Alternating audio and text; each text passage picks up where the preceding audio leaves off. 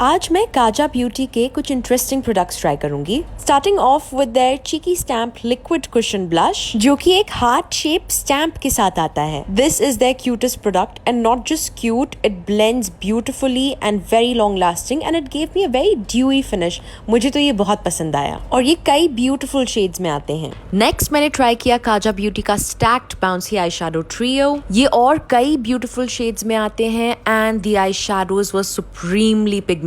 I was surprised.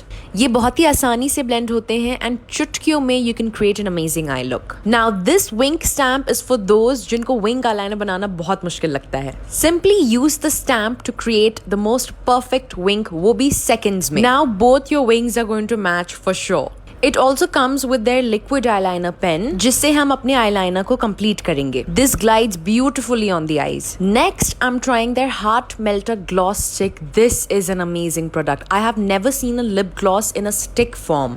It gives your lips the most high shine glossy finish and it's very long lasting as well. Shop these products exclusively on Purple and use my code to get flat 35% off. I'm sure you will love the products.